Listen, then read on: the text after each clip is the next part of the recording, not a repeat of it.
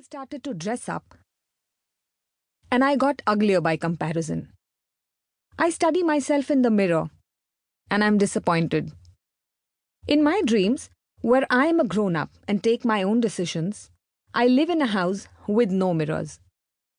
Mirrors remind me of things I am not, things I see other people are, and things I would like to be. And also, sadly, things that I can never be. Look at my wardrobe, for instance. No chiffon, no satin, no silk, no skirts either.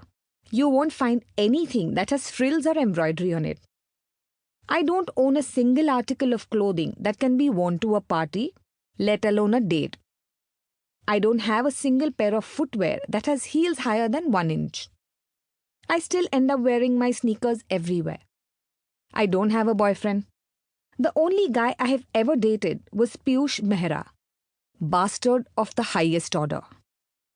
I've always been pretty good at academics, and I somehow always felt at home being surrounded by books. It was the 10th standard, and I was engrossed in my dreams of scoring the maximum in the board examinations. Then Piyush happened.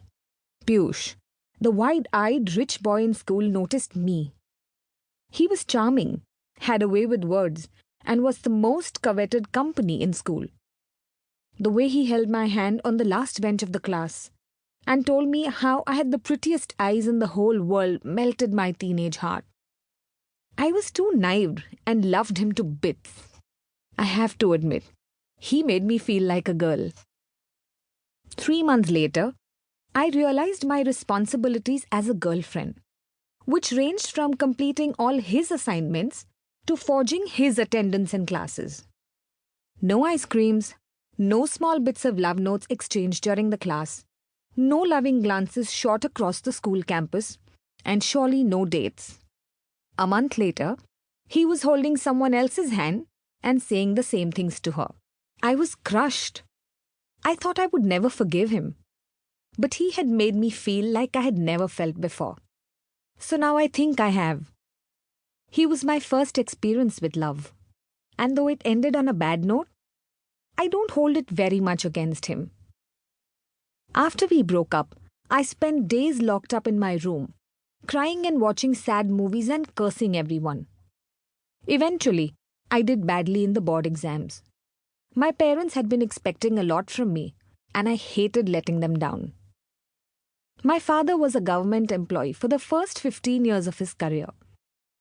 My grandfather, a lawyer with the local government, had died a premature death, a heart attack, when he was 43.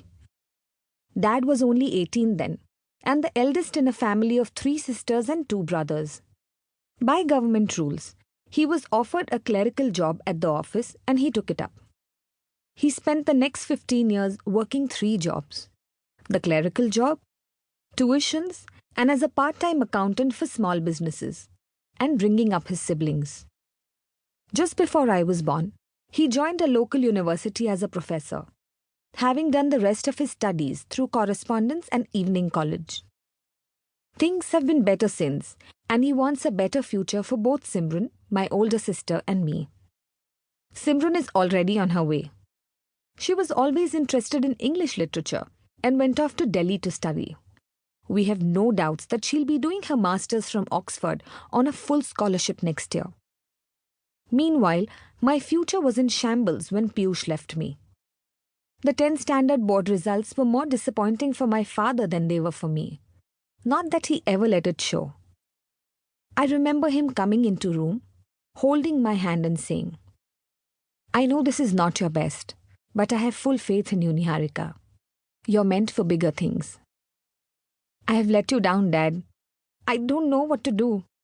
I will never be as good as Simran Di. I'm sorry, Come here," he said and hugged me. I don't know how much he meant it, but I was moved to tears.